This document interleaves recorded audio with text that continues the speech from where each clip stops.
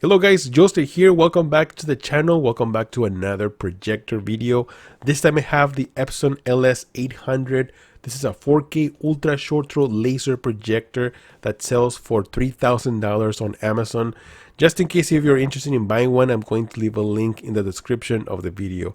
But for right now, let's get right into this video because I am super excited for this projector. There are some pros, some cons that I want to talk about. So let's get right into this video, guys. Let's do this. Okay, first of all, this is a very good looking projector. It is clean, very minimalistic. I have the white version, but there's also a black version available. Another thing I noticed is how big it is. It measures a little bit more than 27 inches long by 13 and 1/4 inches by a bit more than 6 inches tall, and with a 0.16 throw ratio, it stands at only 7 and 1/4 inches away from the wall, which is insanely close to the wall. Now this also changes depending on how high the screen is from the projector.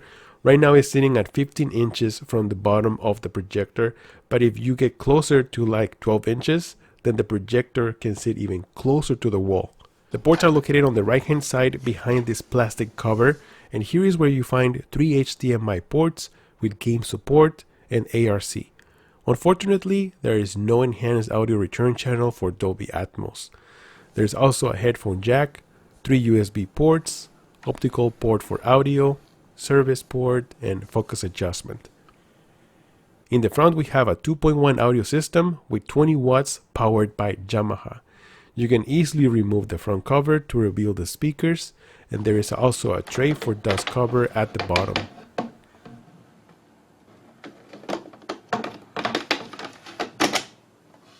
Now, if for some reason you want to wall mount this projector, yes, you can do that. I just think that you lose that purpose of investing on an ultra shorter projector and having it so close to the wall and not having to run wires and cables, but yes, you can wall mount this projector if you want. Okay, let's talk about picture quality. This is probably the main reason you're here for. So technically, this projector has great features. For example, it has advanced pixel shifting technology that precisely controls 3 individual LCD chips to produce a 4K image without sacrificing brightness.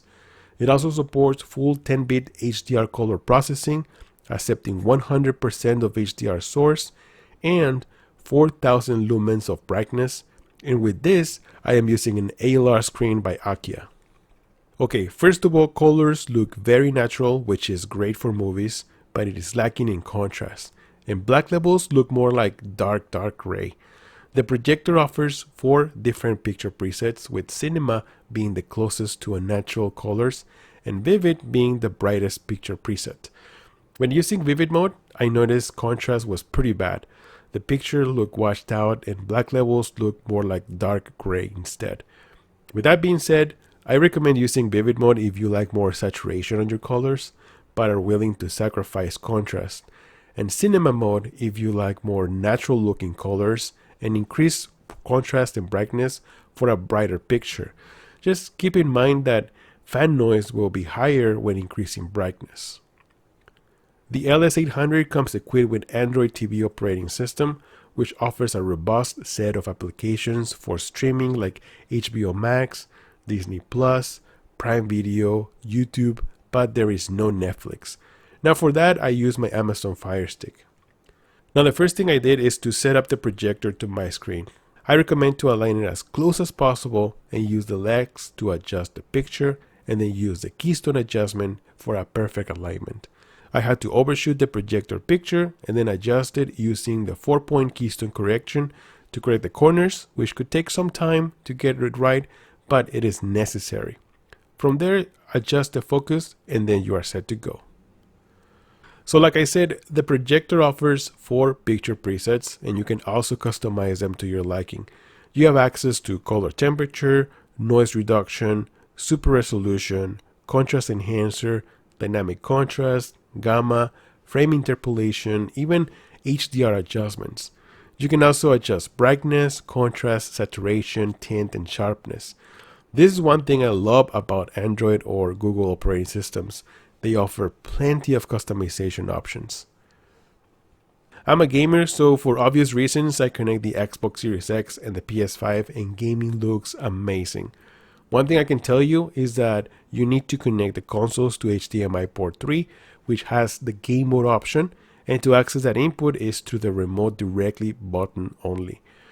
Once you press it, you can enjoy gaming at 4K 60 with HDR with less than 17 milliseconds of input lag, or at 1080p at 120 Hz with less than 10 milliseconds of input lag, which is very impressive.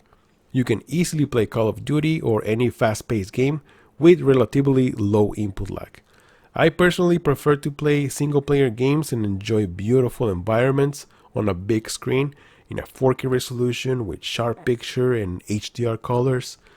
Now when gaming, you cannot access any of the picture settings. I guess they did this so you can keep the low input lag, but regardless of that, game mode looks fantastic.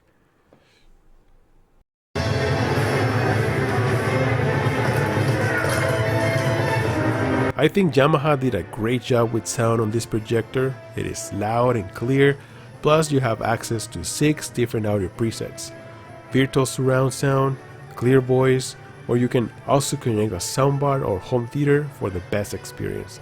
But if you're relying on the sound from this projector, you won't be disappointed.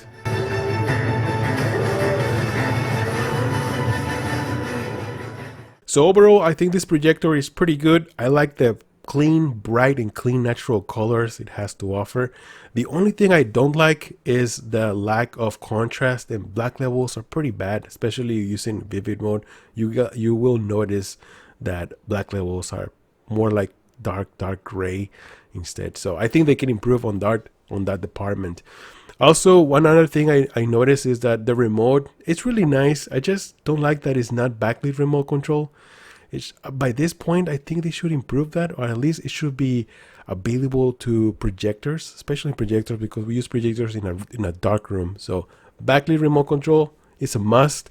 I also don't like that you need to access HDMI port number 3. You need to press this direct button right here. Also to access game mode is only available through this button, which is kind of confusing because I was expecting to see that input in the input menus, but it's not. It's just through here. So don't forget about that if you want to access game mode. Another thing I don't like is that game mode is only available in one HDMI port. I think it should be available in all ports, because I have the PS5 and the Xbox, so at least in 2 ports, but no, it's only available in 1 port. And I also wish that you have access to presets or settings on game mode while using game mode. There's no settings, no nothing while using game mode, even though it does look really nice, but it's nice to have access to settings while using game mode. Another thing I don't like about this projector is that there is no 3D support. I'm a big fan of 3D movies, and I know Epson has some really good 3D support projectors, but not this one. Other than that, I think this projector is pretty solid. It sells for $3,000, and once again, I'm going to leave a link in the description of the video if you guys want to buy one. Other than that, that's it for this review. Thank you so much for stopping by. Please subscribe to the channel. It will truly appreciate that if you leave a like and subscribe to the channel. I'm Joster, and I'll see you guys on the next one. Joster out!